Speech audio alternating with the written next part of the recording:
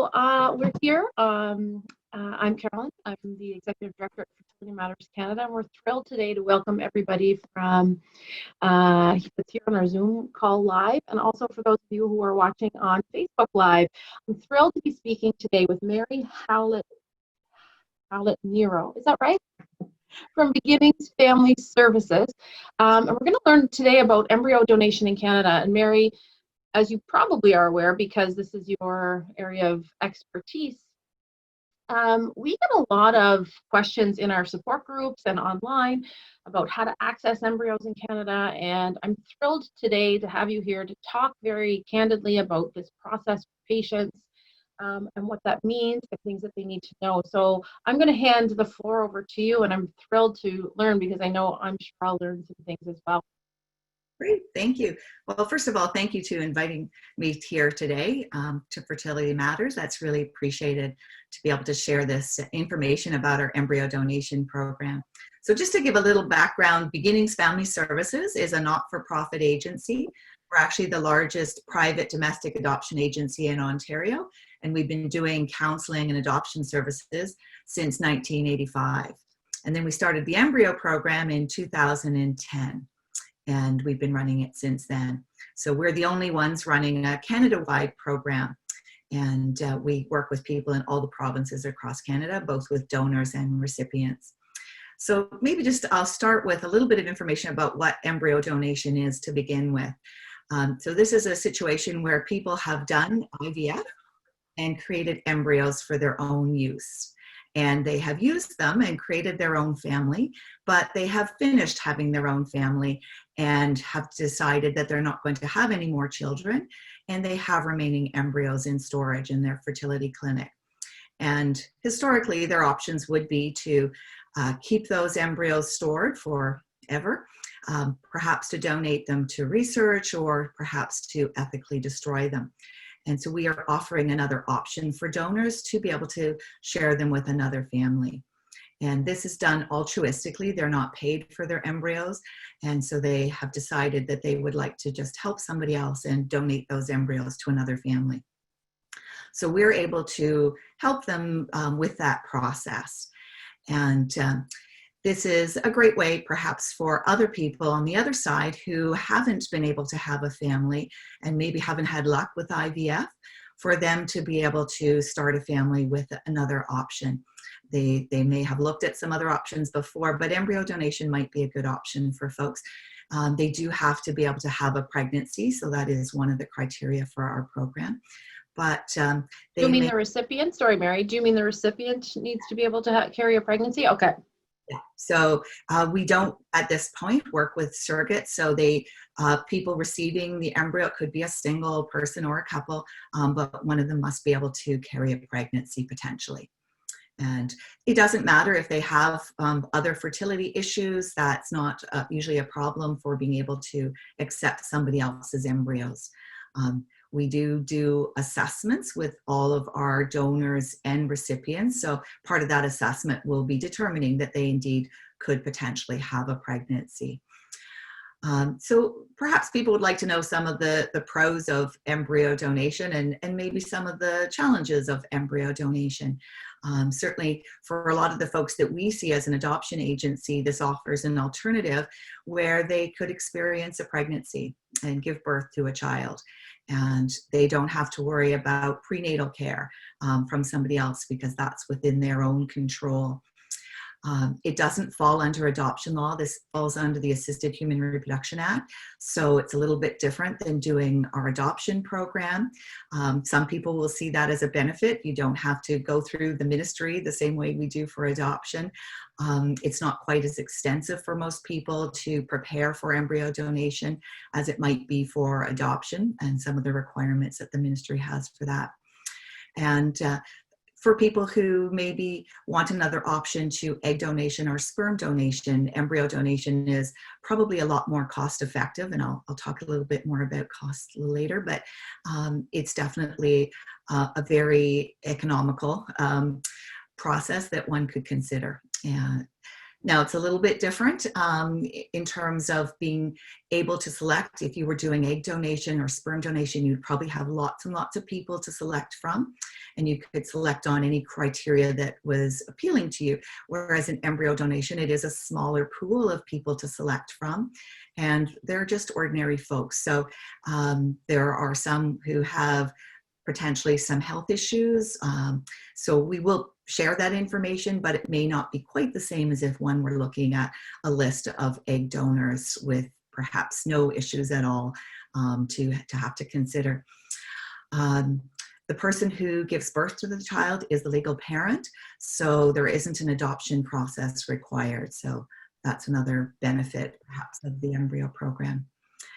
On the flip side, it's possible that you won't get matched because we personally don't do the matching. This is what we call mutual matching, where donors and recipients choose each other.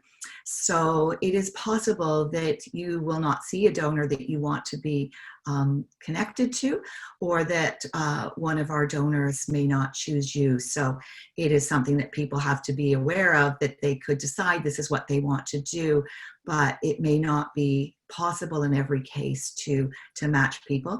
We do sometimes have folks from different racial or ethnic backgrounds, but sometimes we have a more limited pool. So if people are looking for a racial or ethnic match, it may or may not be possible at the time that they're looking. So that's another possible thing to consider. Mary, if I can just interrupt for 1 second, I had a question about the matching. So when they are self-matching, how does that work? How does that process, how do they connect with each other? Okay, so maybe I'll explain the steps that we get to that. So our donors have an assessment with one of our social workers, and in that assessment we are gathering some information, but we're also making sure that this program is a good fit for them. And by that I mean that we want to make sure that our donors are fully prepared for what it might feel like emotionally to imagine their child that could have been theirs being raised in another family's home. Ours is also an open program, so potentially they're going to have an ongoing relationship with the people that they choose. So our donors need to be fully prepared. We also ask that our donors are finished their own family. So if they're thinking of using more of their embryos and having more children, we would ask them to wait until they're finished that process, because we don't want them to regret that they may have given away some of the embryos that result in children and kept some that don't result in children.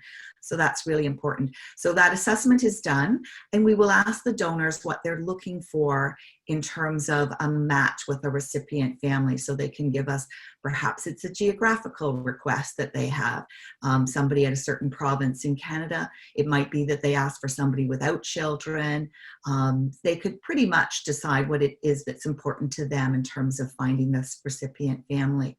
And then on the other side, we have the recipients who are also going through an assessment process, and they are providing, again, information. We're talking with them about openness and what that might look like for them.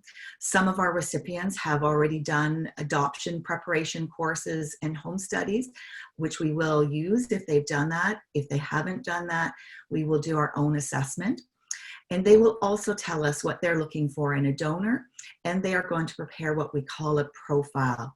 And the profile is in their own words, something about themselves. So it's really about their lifestyle, their personalities, interests, activities, family background. And they do this with photos and written words, and they prepare something that can be shared electronically with our donors. The donors, what we do is prepare a non-identifying information about them. So that will be about their health history, mental health history, their fertility history, some information about their backgrounds, so that the potential recipients can look at those donors that we have waiting and the information, the non-identifying information about them, and they can tell us which ones they would like to have their profiles presented to. And then we present the profiles to the donors, and they choose a family based on the profiles that they're looking at. Okay. There's a long answer to a short question. No, but I think that's a really important step. I think that's important to explain and understand, that there is process, assessments on both sides, work with a social worker. I think that those are incredibly important Mhm. pieces to touch on. Thank you for clarifying. Yeah, so those are done, and then when the donors they'll look at several profiles probably, and then they can choose one of the families from that. And Mary, how long does the process take from someone entering the adoption process or the donation process? How long does it take for both, on average, for both parties? To be ready to be matched, you're thinking? The assessment for the embryo program can be done fairly quickly. We do have people, as part of their assessment, they do have to prepare some documentation. So we do ask them for things like police clearances, child welfare record checks, references, and medicals. Those are the same kinds of things that are requested for adoption home studies. So we are asking for those for the embryo program as well. But once that paperwork has been gathered, it's probably only a few weeks between when they get that together and when we're able to complete their assessment. And as I said, if they already have done it for adoption purposes, they can use that same home study and all of the work that they've done for the adoption process. They can use that for the embryo program. Great. We do actually have some people who are in both of our programs at the same time, and they can just go with whichever one they get matched in first. Okay. They don't have the adoption home study done, we'll help them get ready, and we'll do that with them as quickly as possible. For the donors getting the assessment, it's really quite quick. They just need to make an appointment with our social worker, and probably after one session, they will be able to write up that assessment. And so that can be done fairly quickly as well. And if you had an out-of-province couple or individual, do you do these meetings via Skype or? Yes. Like we are now on Zoom? Yes. So Okay. even in the pandemic, we were already doing FaceTime, Skype, Zoom calls with most of our clients, and that's because it is a Canada-wide program. So they don't have a social worker coming out to see them in person. This is all done over the internet, so they can be anywhere in Canada. And we wanted to treat people equally because our office is in Hamilton. We wanted it not to be a disadvantage if you didn't live in the GTA or Ontario. Okay. So I just wanted to go back just to a couple of more things that people should consider when they're thinking about embryo donation as a recipient. I mentioned that it's possible that they won't get matched. It's also possible that when they receive their embryos, now they will receive all of the embryos from their donor.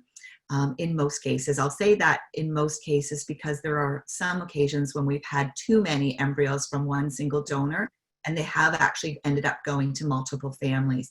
But in most cases, people will receive at least 2 embryos, and it could be maybe an average of 4 to 5 embryos. So they will receive all of those from their donor, and they have a chance for potentially multiple transfers or multiple children.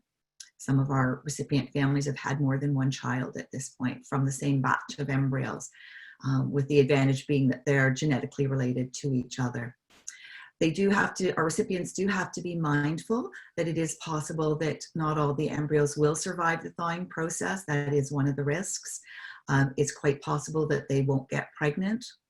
They do have to be prepared for that. It's also possible that people could have a miscarriage. Most cases, our embryos are not genetically tested, so they get what they get. Maybe an ultrasound will reveal that there's something that's not quite right with the pregnancy or the baby. It is their decision what to do about that, but these are all potential risks that people should consider when they're thinking about embryo donation. And they do, of course, have to go back to a fertility clinic and go through appointments at the clinic again if they've already been there. For some people, that might be hard to imagine, but it is less invasive and less time-consuming to prepare for embryo donation versus IVF, for example, where you're trying to stimulate for egg production. So for most people, it's much less invasive and an easier process. But they do have to be mindful of those other risks as well. Maybe I should tell you a little bit more about the process. So once you matched with a donor, the next step for us is to introduce you to the donor. So again, we've always done this via Zoom or Skype or FaceTime, so we'll continue on with that.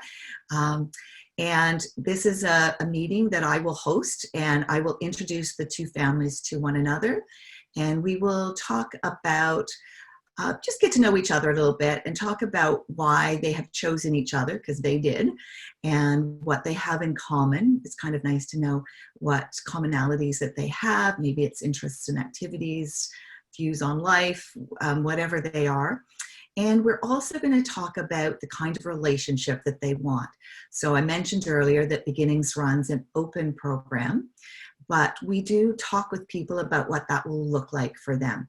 So our philosophy as an adoption agency has always been that the children are the priority. And so it is considered best practice in adoption to have openness.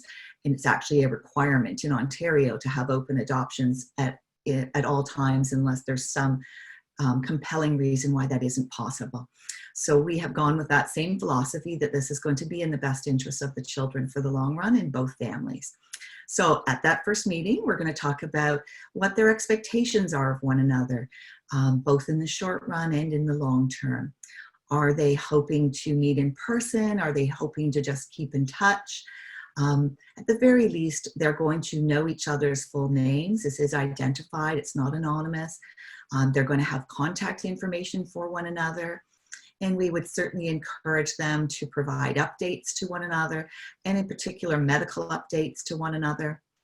And we would encourage them to have more in-person visits if that's feasible. Sometimes people do live far apart, and maybe that's by design or maybe that's accidental.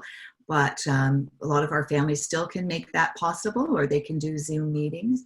We're encouraging them to do this for the benefit of their children, and to be mindful of what the children in both families might want in the long run. And if you don't have a connection with each other, it will be hard for the children to have a connection with each other. But they are full genetic siblings in the two families. So it is going to be very important for them to have that connection and have that option available to them as they grow up.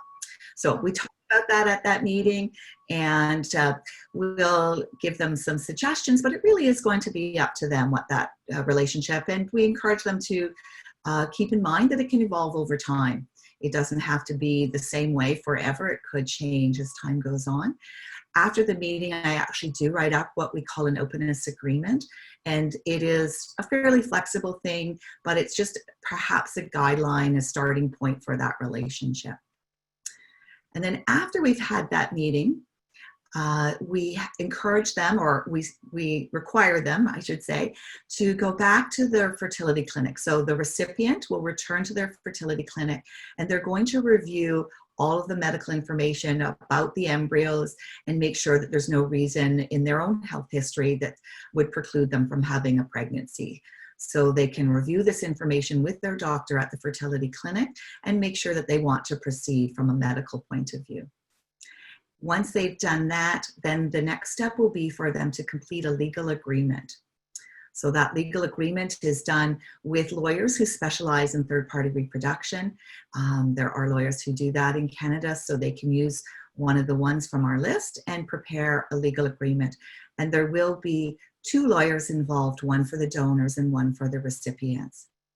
Once the legal agreement is completed, the embryos can be shipped to the recipient's clinic if they're not already at their clinic, because sometimes it does just work out that way. But a lot of times we are having the embryos shipped from one clinic to another.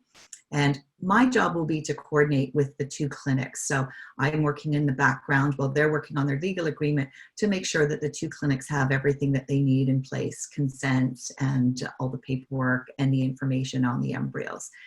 Once the embryos, the legal agreement is completed, the embryos can be shipped, and then the person who's the recipient can do their transfer at whatever time is convenient for them, so they can just work that out with their doctor. And that's, in a nutshell, what the process would look like for people. That sounds amazing. Thank you. That's, it seems so, to have an agency involved for you to help walk people through the steps, I'm sure is quite helpful. Mary, do you help people, so for the legal agreement, I know that that's something that we get a lot of questions about on our side from patients. They're just curious, how does this happen? How do I get access? Do I need a lawyer? Does your agency help set up, or is it set up those meetings, or do you suggest lawyers, or is that something that the patient would do on their own? We suggest the lawyers. So I have a list of lawyers that across Canada who have done these kinds of legal agreements. I think it's really important that people use somebody who specializes in this area of law, not Absolutely. who may not know these agreements, because we want to make sure that everybody gets independent legal advice. The recipients will pay the cost of the donor's legal agreement, so they will pay for a second lawyer as well. And it's really important for the donors to also have independent legal advice. So we don't personally do them, but we recommend who they might use. And we suggest to them that they call around, make sure that they're finding one that they feel comfortable with. They can ask about the prices and the availability of the lawyer before using one. And the clinic will be expecting these legal agreements to be completed before they will ship the embryos or transfer the ownership to the new recipient family. Wonderful. Now, to go back a bit, you had talked about everybody gets an assessment with a social worker, and then there's an introduction of the families to each other, and then there's the hope that there will be an ongoing communication, at least between the two families.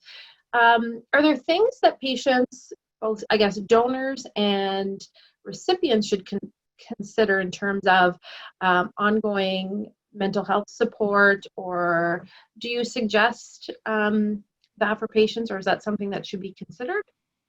Yeah, we do suggest that people keep in mind that Beginnings is a counseling agency, so we can provide ongoing counseling and support, either through myself or one of the other social workers. So people are welcome to access that at any time. We're happy to provide that.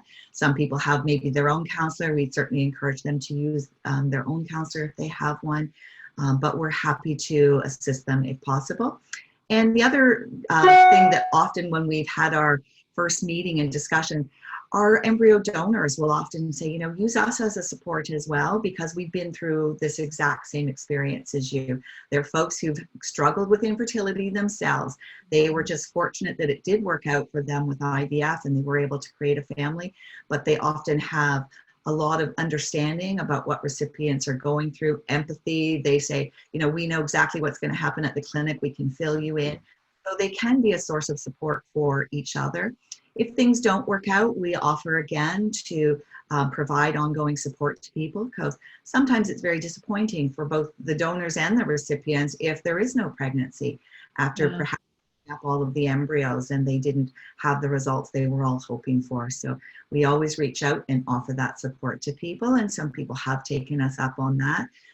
That could be grief support, grief counseling support, but we're certainly available anytime that they need to have some extra support. That's great. Thank you for that. We do have a few questions, Mary, that are starting to come in from patients. One, this is a question from Facebook. Since we are in need of a surrogate, do you have an option for egg donation as well at Beginnings? No, actually we don't. We're not a fertility clinic and we're not in the business of egg donation. So we would tell people to go back to their fertility clinic if that's what they needed. So no, we're not able to help them with that.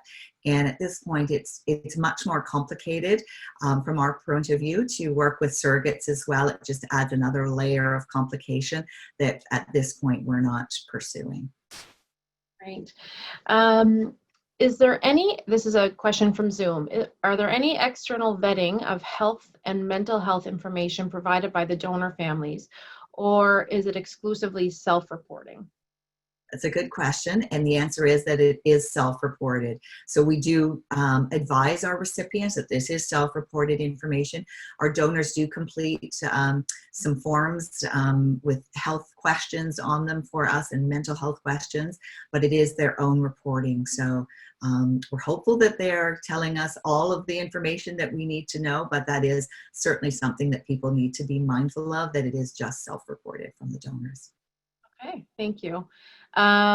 And then I think this is a follow-up question. No, it's not from the same person.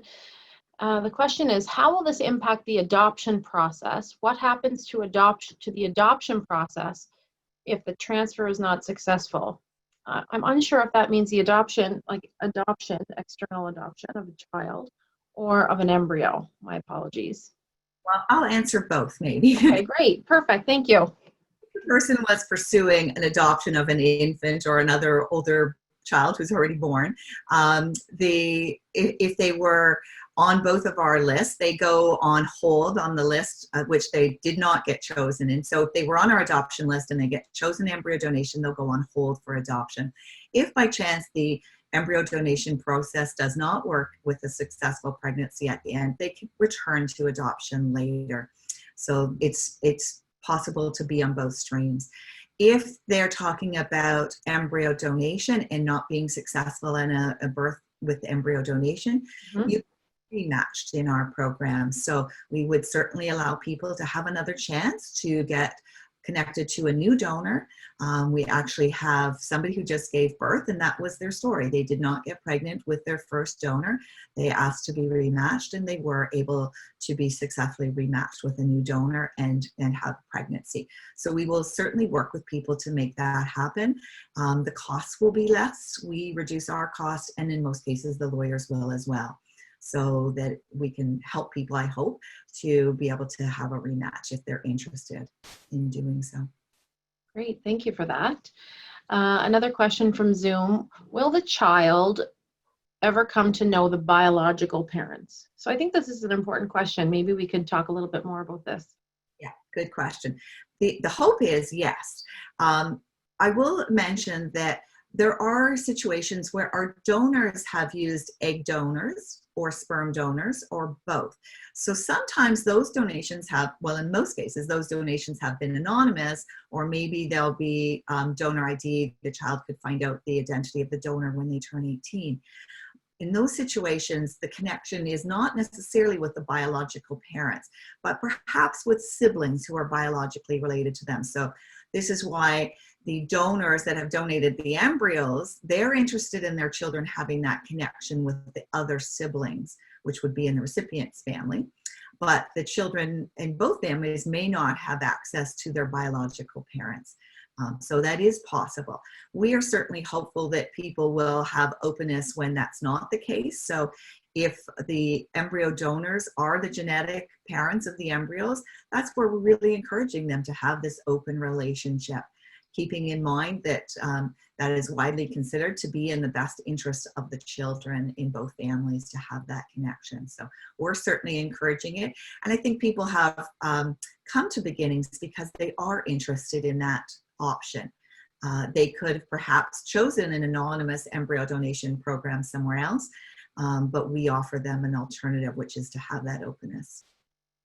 And Mary, just to take that a step further, is there research that shows or suggests that children, having an open adoption process and being not only having that connection, but also being open with your child who did come from, who was created with a donor embryo, egg, or sperm. Does the research show that that's an important thing for people to consider, to be open and speak openly about with?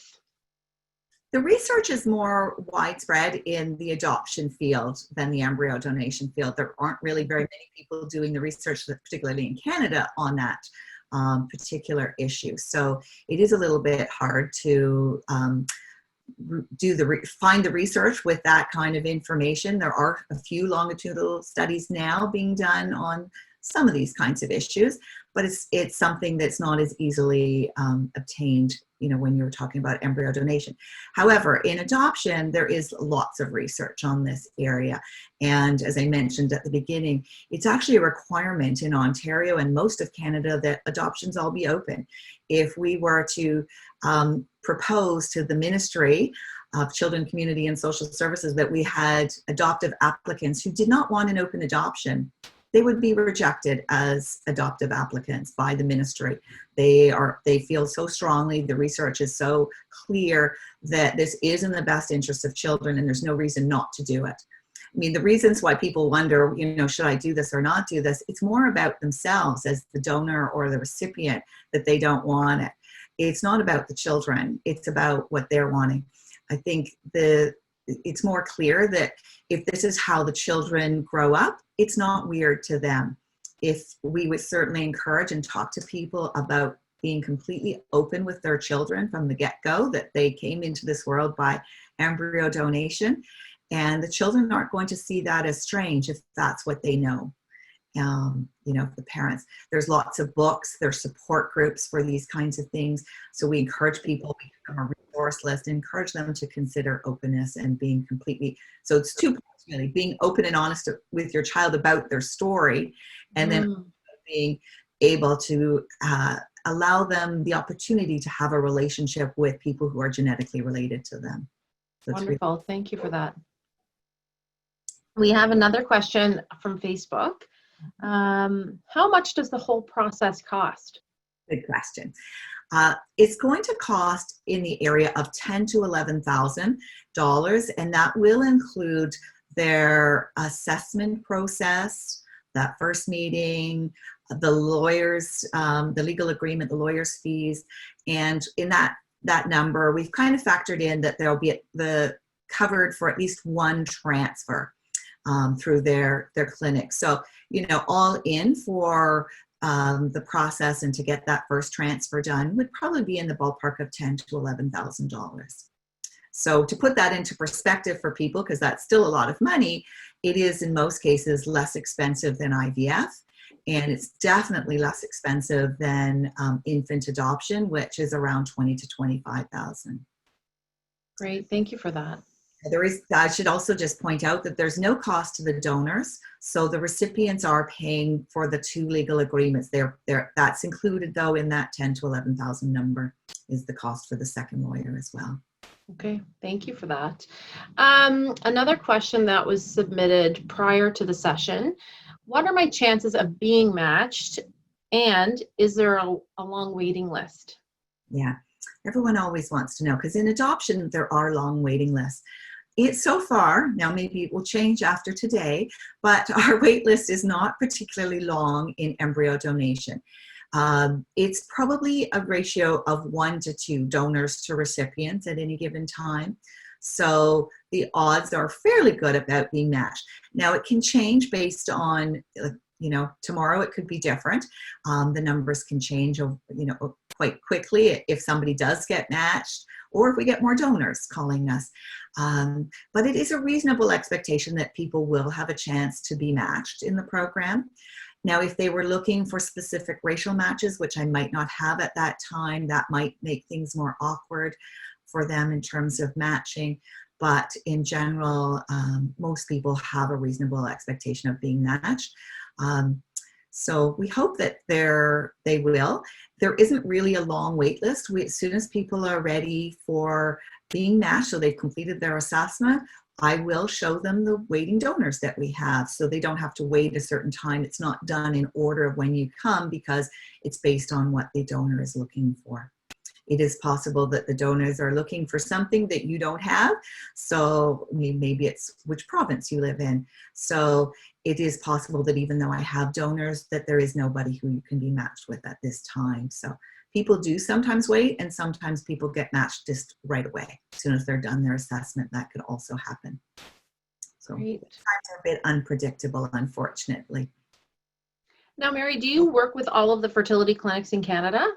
Or, so if there is a donor with embryos in New Brunswick and your recipient is in Calgary, do you have relationships, or how would that process work? If a patient came to you and said, I'd like to start this process, this is where my embryos are. I was just curious to know if that's a consideration. It's not a problem, no matter where the embryos are. I've probably worked with about 25 clinics across Canada. There are some clinics who are quite eager to do embryo donation as a service for their patients, and there are also some clinics who are very reluctant to do embryo donation. So if people happen to be at a clinic that is reluctant to do it or unable to do it, then we will be able to move the embryos to some clinic that will do it. Sometimes people if you were the recipient and your own clinic was unable to do the embryo donation, you could potentially become a patient where the embryos are stored. And sometimes we've had people do that, so they may go to another clinic. We actually had somebody from the GTA go to a clinic in Halifax because that's where the embryos were stored, and it felt to them to be the best plan rather than shipping the embryos. Mm-hmm. But you have the option, and we can help people find a brand new clinic if both clinics are unable to do it. So it is a personal decision whether clinics do this or don't do it, but there certainly are enough that are doing that people will be able to find one. Great, thank you for that. After 18, so after the child turns 18, if the child chooses to return to the biological family after 18, what if the child chooses to return to the biological family? I know this is a concern that some people raise when they hear about openness. What if the child chooses the other family? But you can imagine that growing up, your child is going to develop a very strong relationship with you as the parent, and it's quite unlikely, even if your child as a teenager says, I hate all the rules here, most of them aren't thinking about moving in with their aunts and uncles or grandparents. They're still going to stay with you. They're just going to complain about the rules. After they turn 18, the biological family has no status other than a relationship, but they're not legal parents to this child. We probably can't stop any of our children of living with whom they want to live with when they become adults. And maybe they will decide to live with somebody else. But the point, I think, is that they're going to still have the strongest relationship with you as the parents. They are your child. You've raised them. You've developed that strong attachment over the years. You've also kept in touch with that other biological family, but sort of imagine them to be more like extended family. A relationship may be more like aunt and uncle, not like a parent relationship. So, maybe your child will develop a nice close relationship with them, but it's not, I hope, going to be a real fear that they become, they leave you behind and go off into the world and become much closer to another family. Hopefully that connection is always going to be there with you as well. That's a great question. And, I'm sure that is something that people, do consider and could be concerned about, especially if you haven't been through, if you're new to this process, for sure. I have another question that was submitted. Does beginnings facilitate the use of embryos using donated egg or sperm? Yes, the answer is yes to that question. When we first started the program, the answer was no, because we thought, well, how can we have this open program if somebody has used donated eggs or sperm? But then we had folks who said, but we want our children to have the relationship with their genetic siblings in another family. So we changed our policy and decided to also include people who used donated eggs. We asked for the information on the egg donors, or the sperm donors, so we will be able to provide that to the recipient family. They will get the same profile and information that the original family received, and the medical history on those egg or sperm donors. So we do as much as we can to share that information openly, but it is certainly possible the child won't know their genetic parents. Okay, great, thank you. What if I don't get pregnant and I have used all of the embryos I've been given? Mm-hmm.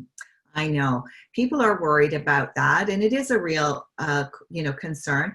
I will just point out that at this point, although the stats can change, it's around a 63% chance of a viable pregnancy, where we've noted with the transfers that we've seen at our agency. So it is a fairly good chance, but if you are on the other side of that 63%, you're going to be one of the people who that doesn't happen for. So if it doesn't happen, we will certainly work with those folks to try and get them rematched and help them to have another chance. They will, people will get at least 2 embryos, so hopefully that's a chance for 2 transfers, but not everybody does get pregnant with the embryos they receive, and some people will use them all up without a pregnancy. So it is one of the risks that people have to consider, that it's possible that could happen. Absolutely. That's the same with any fertility treatment that you're taking on as a patient, IVF or IUI. There isn't a guaranteed child at the end of the journey. So that's one of the most difficult pieces of the whole puzzle. Is we wish we could have more certainty for people. I think, even since we started this program in 2010, the success rates have improved, partly because freezing and thawing methodologies and transfer methodologies have improved. So the fertility clinics are more able to see that success as well. Another question's come in. These are very good questions. Is it recommended to do PGT testing before donating? We find that most people have not done that. There is additional expense and potentially some risk to doing that. Occasionally we've had donors who've done that, but most don't. So it is really a bit of a risk and unknown when people are doing a transfer. We do have information on the donor's children, so you'll know a little bit about their fertility history. Did they have a lot of miscarriages? Did they have, how many pregnancies did they have? Had one that resulted in a live birth. You will also know about the medical health of their children. So if there's any concerns, we do share that information. But in general, the embryos are not tested. It's not done quite so widely here yet, or in all clinics. Excuse me. And I do believe, for people who don't know, the PGS has to be done on a fresh embryo. PGT testing. So you can't have frozen embryos, thaw them, do the testing, and then refreeze them. That's correct. Because that's not, so not an option. So unless the testing's done on a fresh embryo, you can't do it after the fact. Does Beginnings offer counseling services? And if so, can you provide some detail about that service? Yes, we do provide counseling services. So we are a counseling agency. We do have registered social workers. I think there's 4 of us that are registered social workers. We do have other counselors as well, so we can definitely provide it. We have some people will know Jean Hayes. She's a fertility expert and been involved in the fertility for a long time. She does a lot of our counseling with families. She does it with almost all of our donors. So we're very fortunate to have some expertise in that area. And Mary, is counseling outside of the embryo donation process something Beginnings offers, or is it all related to embryo donation? We can provide counseling as well. So if people just want some counseling around fertility options, we could definitely talk to them about that. Grief counseling, if it doesn't work out, we could offer them some support around that as well. Sometimes we might recommend other people that specialize in an area, so depending on what people's needs are, we can decide whether we're able to provide that or whether there'd be somebody else who would be better suited to providing that service. Great. And is there a long wait time to get into your counseling services? No. We're usually able to provide fairly prompt services to people. We're a relatively small agency, but the demand isn't such that we're not able to provide services in a reasonable time frame. And great. That's wonderful. And so important as part of this journey, to have that counseling and the help, the support to help give you the tools to navigate more smoothly, especially in such an unpredictable environment. Just a Facebook comment, someone had missed the name of your agency. It's Beginnings Family Services in Hamilton, Ontario, correct? But you work nationally, so just because you're not in Hamilton or in Toronto, you can connect with Beginnings and do Skype or Zoom meetings. Yeah. And we'll provide the contact information in the comment section of the video. So this video will be live will live on our Fertility Matters Canada Facebook page after this live event. So if you're watching this and you want to rewatch it to gather more information, or if you're catching this on the replay, in the comment section, we will provide Beginning's contact information there. You can also find the information on Fertility Matters Canada's webpage, and under patient resources, Beginnings is a longtime partner with us, so you can find all of their contact information there as well. We've had some people sending messages about, how do I get in contact with you? Can I provide a phone number? So we'll do that in the comments section. One question, someone had asked if the approximate cost of $11,000 for this session, would that cost cover the embryo, or does it contain the courier fee for your embryos? Just to clarify, there is no cost for the embryos themselves. So they are donated altruistically by the donors who don't receive any funds for them, and we don't charge any fee for the actual embryo. So you're just paying for services. Mm-hmm. And in that 11,000, I'm factoring in the cost, in my head at least, of potential shipping. We can ship pretty much. We personally don't do the shipping. We hire courier companies that specialize in this type of shipping with the special shipping containers, and probably they could be shipped to almost anywhere in Canada for under $1,000. And if it's in Ontario, it would probably be a lot less than that, maybe well under $500 in most cases. So we were able to kind of consider that might be within that 11,000 range. Great, perfect. Thank you for that. Another question has come in. Is it an option to transfer more than one embryo at a time? Yes, people always ask that question. Now, we're not doctors, so we don't make any medical decisions or recommendations, but I will say that most fertility clinics operate on the policy that they do only one embryo transfer at a time now. That's the recommendation. So most clinics will follow that. There might be the occasional exception, but that will be only after consultation with the person's doctor. Yeah, that's great advice. Are there any other questions? I think we might have one more that's come in. No, I think that's it. I'm just going to check over on Facebook. I think that's it. Mary, is there anything else that you think we should touch on, or that you'd like to tell everybody before we wrap things up today? Yeah, I mentioned about our success rate, but sometimes people do ask me some other numbers as well. So it is a relatively small program, but I will say that we've probably worked now with about 80 donors. We have at least 65 families that have been matched through the program. We've had 29 babies born, and wow. 4 more in the next few months. So we're looking forward to some more babies in 2020. And we're hopeful that we will continue to grow. I would certainly encourage people to talk to their clinics about this, their fertility clinics. We do have brochures. So if your fertility clinic doesn't have brochures, we can provide them for the waiting room. We have ones. I've done a lot of presentations at clinics, and they do all potentially know about this program.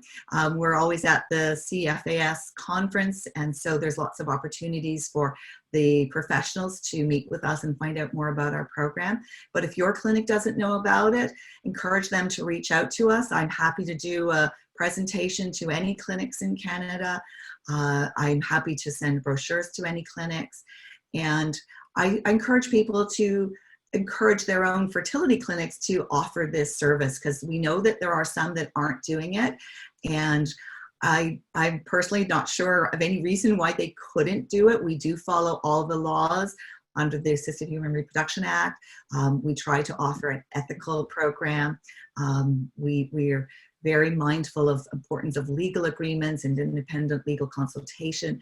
So we think that the program is one that most clinics could offer. So we encourage people to talk to their own clinics about this and encourage them to make it an option for people, just like they make egg donation an option or sperm donation an option.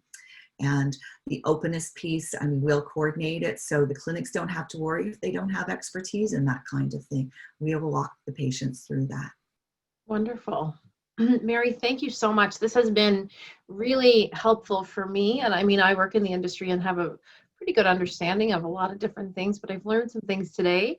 And so thank you for that. And I hope that everybody watching was able to take something away from this presentation to be useful in your own fertility journey, whether you're looking at donating your embryos or you're looking at potentially building your family with donated embryos. Please reach out to Mary at Beginnings Family Services or the team at Beginnings Family Services. They can help start those processes and conversations to figure out if this is the right decision for you and your family. Mhm. Mary, thank you so much for your time today. Thank you for your continued support of our organization. I know we've been connected for many years. And thank you for everybody who's watching. Please join us again as we continue to bring this Figuring Out Fertility series to you to help you get the information you need to make informed decisions about your reproductive health. So everybody have a great day, and we'll see you soon. Thank you so much. Thanks for Thank you, Mary. here. Bye-bye. Bye.